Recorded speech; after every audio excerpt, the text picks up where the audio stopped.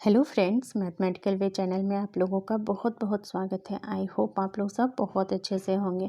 तो आज हम स्टार्ट करेंगे जूनियर सुपर टेट के लिए मैथ सेक्शन को। मैथ सेक्शन में आज हम देखेंगे कि संख्याओं के बारे में हम सीखेंगे। संख्याओं के बारे में पहले हम संख्याओं के बारे में सीख लेते हैं, उसके बाद हम धीरे धीरे डिफ़िकल्ट टॉपिक पे चलेंगे हम। तो सबसे पहले हम सीखते हैं। तो सबसे पहले हम यहाँ देखते हैं कि प्राकृतिक संख्या हम किसको कहते हैं। नेचुरल नंबर, प्राकृतिक संख्या नेचुरल नंबर हम किसको कहते हैं। तो वह संख्या जो 1 से स्टार्ट होती हो, वह 1 से स्टार्ट होती हो और इनफाइनाइट तक चलते चले जाते हैं, तो उसको हम कहते हैं नेचुरल नंबर, मतलब प्राकृतिक संख्याएं। जैसे 1 2 3 4 5 6, और ये हमें ध्यान रखना है कि ये 1 से स्टार्ट होती है और टोटल पॉजिटिव नंबर्स होते हैं। टोटल क्या होते हैं? पॉजिटिव नंबर होते हैं। तो हमें पूछा जाए अगर कि हाँ सबसे छोटी प्राकृतिक संख्याएं कौन सी हैं, तो हम क्या कहेंगे कि 1 है हमारा सबसे छोटी प्राकृतिक संख्याएं। फिर हमारे पास है कि पूर्ण संख्याएं हम किसको कहते हैं। तो पूर्ण संख्याएं जो होती हैं वो 0 से स्टार्ट होती हैं, 0 से स्टार्ट होती हैं और ऑल प्राकृतिक संख्याएं रखती हैं। ऑल नेचुरल नंबर्स इसमें होते हैं और 0 से स्टार्ट होती हैं। तो हमें पूछा जाए कि सबसे छोटी जो पूर्ण संख्याएं होंगी वो क्या होंगी, तो वो 0 होंगी, वो 0 होंगी। नेक्स्ट हमारे पास है कि पूर्णांक संख्याएं। कि पूर्णांक संख्याएं हम किसको कहते हैं? इंटीजर्स, जिसको हम इंग्लिश में क्या बोलते हैं? इंटीजर्स बोलते हैं। और पूर्ण संख्याओं को क्या बोलते हैं? होल नंबर बोलते हैं।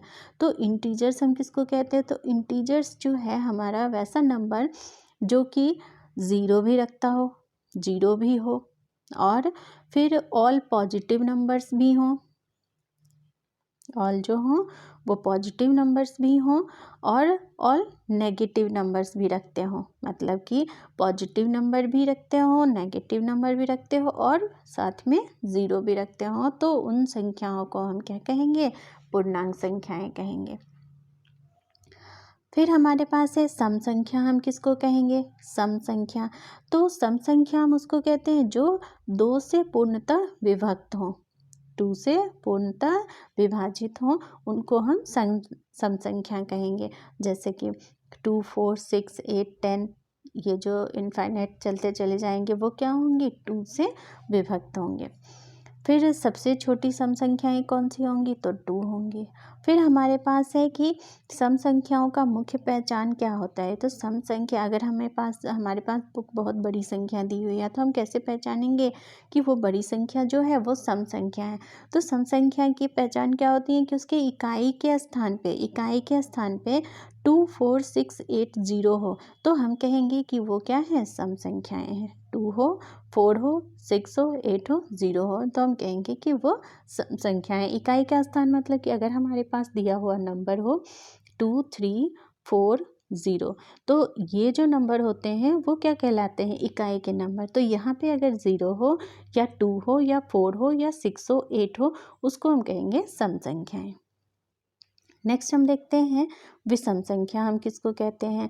तो विषम संख्या हम कहेंगे जो 2 से पूर्णतः विभाजित ना हो। जैसे 1 3 5 7 9 11, ये सारी विषम संख्याएं कहलाती हैं। और हम सबसे छोटी विषम संख्या किसको बोलेंगे? तो 1 को बोलेंगे। फिर हमारे पास है अभाज्य संख्याएं। अभाज्य संख्याएं, तो अभाज्य संख्या किसको कहेंगे? अभाज्य संख्या हम उस संख्या को कहते हैं जो संख्या सिर्फ 1 से और वो स्वयं से विभाजित हो और किसी भी नंबर से वो विभाजित ना हो, तो वो संख्याएं जो कहलाती हैं अभाज्य संख्याएं कहलाती हैं, जिसे हम कहते हैं इंग्लिश में प्राइम नंबर। हम प्राइम नंबर बोलते हैं। तो वह संख्या तो कौन कौन सी होंगे? 2 3 5 7 11, ये सारे जो होंगे वो अभाज्य संख्याएं होंगी।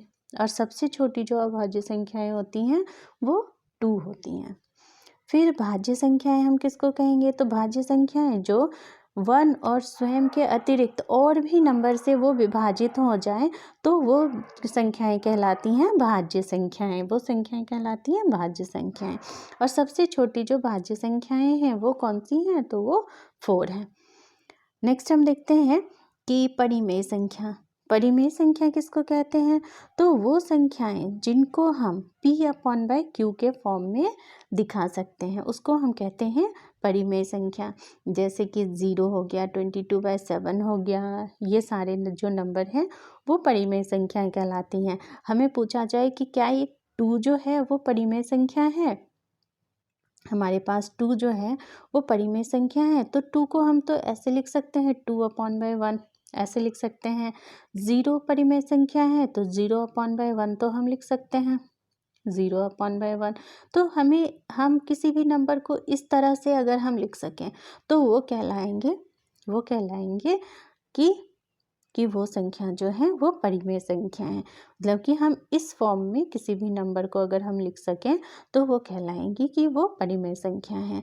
और ये नहीं होना चाहिए कि P/Q है तो Q नॉट इक्वल टू 0 होना चाहिए, Q जो है 0 नहीं होना चाहिए, ये हम ध्यान रखेंगे। फिर हमारे पास है अपरिमेय संख्या किसको कहेंगे? तो अपरिमेय संख्या जो है वो जो है हम उस नंबर को कहेंगे जिसे हम P/Q के फॉर्म में नहीं लिख सकते हैं। जैसे कि √2 हो गया, √3 हो गया, √5 हो गया, √6 हो गया, पाई हो गया, इन सारे नंबर को हम अपरिमेय संख्याएं कहेंगे क्योंकि हम इनको इस फॉर्म में नहीं लिख सकते हैं। फिर हमारे पास है कि वास्तविक संख्याएं हम किसको कहते हैं? तो वास्तविक संख्याएं जो होती हैं रियल नंबर जिसको बोलते हैं हम रियल नंबर, तो वो जो होती हैं क्या होती हैं? तो जो नंबर परिमेय तथा अपरिमेय दोनों प्रकार की संख्याओं को वास्तविक संख्या कहते हैं, जो दोनों प्रकार की संख्या को रखते हैं। तो परिमेय संख्या में वो सारे ही आ गए, नेचुरल नंबर, होल नंबर और ये इंटीजर्स, ये सारे ही आ गए। और परिमेय संख्या तो ये सारे ही नंबर रियल नंबर के अंदर आ जाएंगे। तो उन सारे जितने भी हमने इधर नंबर देखा वो सारे ही नंबर क्या होंगे? ये सारे ही नंबर किस में आ जाएंगे? वो वास्तविक संख्या के अंदर आ जाएंगे, वो वास्तविक संख्या के अंदर आ जाएंगे। तो ये हम ध्यान रखेंगे। फिर हमारे पास है एक नंबर की सहअभाज्य संख्याएं। सहअभाज्य संख्याएं सबसे पहले हमारे पास है क्या? सहभाज्य संख्याएं। सहभाज्य संख्याएं तो भाज्य मतलब जो भाज्य हो जाए और विभाजित हो जाए, और अभाज्य मतलब जो विभाजित ना हो। तो जिन संख्याओं में हमें कॉमन मिल जाए, जैसे 4, 6 हमारे पास है, तो कॉमन का क्या मतलब है? जैसे हमारे पास 2 नंबर का पेयर है तो इसमें नंबर हमारा क्या है? 4, 6 है। तो 4 को हम 4 का फैक्टर क्या हो जाएगा? 2 × 2। 4 को हम लिख सकते हैं 2 × 2। 6 को हम लिख सकते हैं 2 × 3। तो इसमें 2 यहाँ भी है, 4 में भी है और 2 6 में भी है। तो 2 हमें कॉमन नंबर मिल गए। तो जिसमें हमें कॉमन नंबर मिल जाए वो संख्याएं क्या कहलाएंगी? सहभाज्य संख्याएं कहलाएंगी। और फिर सहअभाज्य संख्या किसको कहेंगे? वैसे नंबर का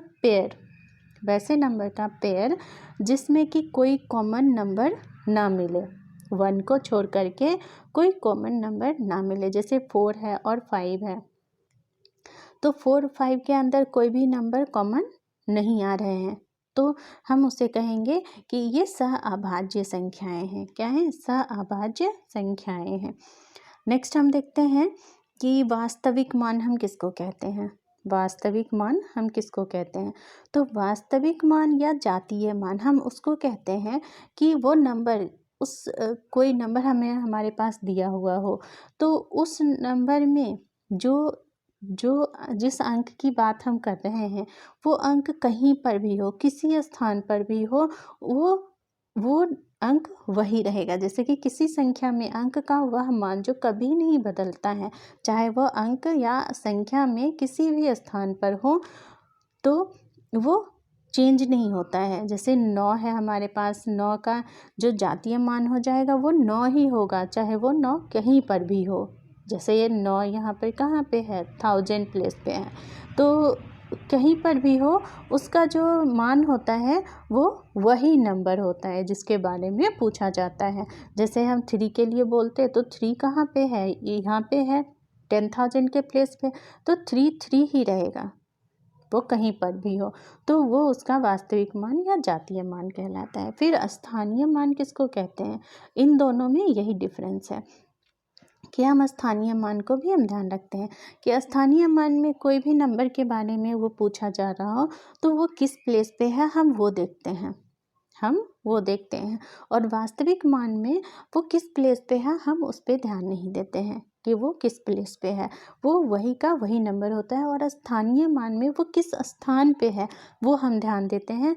तो जैसे कि 9 के बारे में लेते हैं हम, तो 9 कहाँ पे है? 1000 के प्लेस पे है। 9 कहाँ पे? 1000 के प्लेस पे है, तो हम कहेंगे कि उसका जो स्थानीय 9 का जो स्थानीय मान है वो 9000 है, 9000 है। तो यहाँ तक हमने आज सीखा नंबर्स के बारे में। तो नेक्स्ट वीडियो में हम और भी बहुत सारे रूल्स देखेंगे, तो आप बने रहिए मेरे चैनल पे। अगर आप मेरे चैनल पे नए हैं तो प्लीज़ चैनल को सब्सक्राइब कर लीजिए और बेल आइकन को भी प्रेस कर लीजिए, जिससे मेरे आने वाली वीडियोस का नोटिफिकेशन आप तक जल्द से जल्द पहुंच पाए। और अगर वीडियो अच्छा लगता है तो प्लीज़ लाइक करिए और अपने दोस्तों में से शेयर करिए। Thanks for watching.